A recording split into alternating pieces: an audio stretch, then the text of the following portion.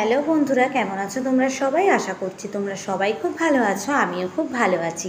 আর title thumbnail দেখে তো তোমরা বুঝতে পেরেই গেছো আজকের ভিডিওটা কি হতে চলেছে। তো চলো বেশি দেরি করব না, ভিডিওটা স্টার্ট করব। বেসিক কিছু টিপসের মাধ্যমেই তোমরা তোমাদের চুলের যত্ন নিতে পারো। আমি আমার চুলের যত্নে কি ব্যবহার করি, আর আগে আমার চুলটা কতটা পাতলা ছিল সেই ফটোটাও কিন্তু তোমাদেরকে এখানে শেয়ার করব। আর চুলটাকে প্রপার যত্ন করার পর কীরকম হয়েছে সেই ফটোটাও কিন্তু তোমাদের সঙ্গে শেয়ার করব।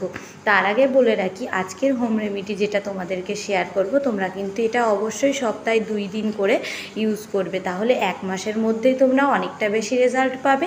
আর হ্যাঁ, এটা কিন্তু শুধুমাত্র মেয়েদের জন্য নয়, ছেলে মেয়ে উভয়েই কিন্তু এই হোম রেমেডিটা তোমরা ইউজ করে দেখতে পারো। সবার জন্য ভীষণ হেল্পফুল হবে। যে সমস্ত ছেলেরা আছো বাইরে ঘাটে ধুলোবালির কাজ করো, তাদের স্ক্যাল্পে প্রচণ্ড পরিমাণে ধুলো হয়, যার জন্য ড্যান্ড্রাফ হয়, তারপরেই শুরু হয় হেয়ার ফল। তো এই সমস্যা থেকে মুক্তি পেতেও কিন্তু তোমরা এই হোম রেমেডিটা অবশ্যই ইউজ করে দেখতে পারো। তো টিপস নাম্বার 1-এ যেটা বলবো, সবার প্রথমে এরকম একটা ফাঁকা দাঁতে চিরুনি নিয়ে নেবে ঘুম থেকে উঠেই। তারপরে তোমাদের চুলটাকে দুটো সেকশানে ভাগ করে নিয়ে একদম নিচের দিক থেকে উপরের দিকে আঁচড়াতে থাকবে, ঠিক আছে? তো তোমরা সারাদিনে যদি 3 থেকে 4 বার তোমাদের চুলটাকে আঁচড়াতে পারো, তাহলে জটমুক্ত থাকবে আর হেয়ার ফল সমস্যাটা কিন্তু অনেকটাই বেশি দূর হয়ে যাবে। তো তোমরা অবশ্যই এইভাবে আঁচড়িয়ে নেবে পুরো চুলটা। তো একটা সাইড যেভাবে আমি আঁচড়িয়ে নিলাম, আর একটা সাইডও আমি সেমভাবেই দেখো এখানে আঁচড়িয়ে নিচ্ছি। তো অনেকেই বলে চুলটা বেশিবার আঁচড়ালে কিন্তু চুলটা উঠে যায়, এটা একদমই ভুল কথা। অবশ্যই তোমরা 2 থেকে 4 বার আঁচড়িয়ে নেবে। তারপরে টিপস নাম্বার 2-এ যেটা বলবো, সেটা হলো রাতে শোয়ার আগে হোক বা সারাদিনে তোমরা যদি এরকম একটা বান করে রাখো, বিশেষ করে রাতে শোয়ার আগে এরকম একটা বান করে নিলে আমাদের চুল ফাটার যে সমস্যাটা সেটা কিন্তু অনেকটাই দূর হয়ে যায়। কারণ কি, আমরা যদি চুলটা বিনুনি করে শুই, আমাদের বেবি হেয়ারগুলো সেগুলো বালিশে ঘষা লাগতে পারে, এর ফলে চুল ফেটে যেতে পারে। তো বান করে নিলে সেই চুল ফাটার সমস্যাটা দূর হয়ে যাবে। এরপর বলবো টিপস নাম্বার 3। তো দেখো, টিপস নাম্বার 3-তে যেটা তোমাদেরকে শেয়ার করব সেটা হলো জল। সবার প্রথম খালি পেটে ঘুম থেকে উঠেই আগে কিন্তু তোমাদেরকে খেয়ে নিতে হবে 1 গ্লাস বা 2 গ্লাস জল, যে যতটা পরিমাণে খেতে পারবে। তো এতে প্রচুর পরিমাণে মিনারেল আছে, এটা আমাদের চুলের জন্য অনেক বেশি উপকারী। তারপর টিপস নাম্বার 4-এ থাকছে মেন হোম রেমেডিটা। এটার মধ্যে তোমাদেরকে শেয়ার করব। দেখো, আমি 2টো পেঁয়াজ নিয়ে নিয়েছি, ভালো করে ছাড়িয়ে পরিষ্কার করে নিয়েছি, আর নিয়ে নিয়েছি 1 ফালি লেবু আর কোকোনাট অয়েল।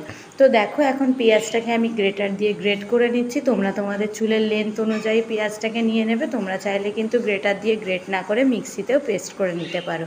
আমার গ্রেট করা কমপ্লিট হয়ে গেছে। এখন আমি এই বোলটার মধ্যে দেখো ভালো করে পেঁয়াজের যে জুসটা সেটাকে বার করে নেব।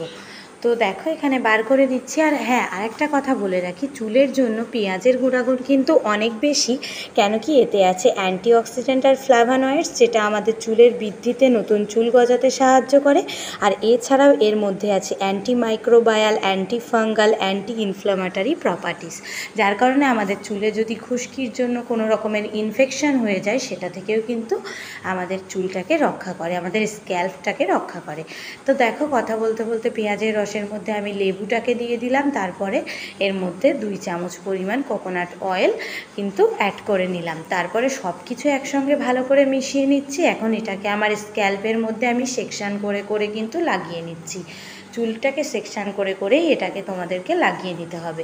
তোমাদের কাছে যদি কটন বল থাকে তোমরা সেটার মাধ্যমেও লাগিয়ে নিতে পারো। আমার কাছে যেহেতু এখন অ্যাভেলেবেল নেই, সেই জন্য আমি আর কি হাত দিয়েই লাগিয়ে নিচ্ছি। হাতের সাহায্যেও কিন্তু লাগাতে পারো। এটা কিন্তু শুধু আমি না, আমার হাজব্যান্ডও কিন্তু ইউজ করে এবং খুব ভালো একটা রেজাল্ট পাই। তাই ভাবলাম তোমাদের সঙ্গেও আজকে আমি এটাকে শেয়ার করে নিই। তো দেখো, ভালো করে চুলের মধ্যে যখন অ্যাপ্লাই করা আমার হয়ে যাচ্ছে, তখন আমি দেখো 5 থেকে 10 মিনিটের মতন কিন্তু আমি হালকা হাতে আমার স্ক্যাল্পটাকে ম্যাসাজ করে নেব।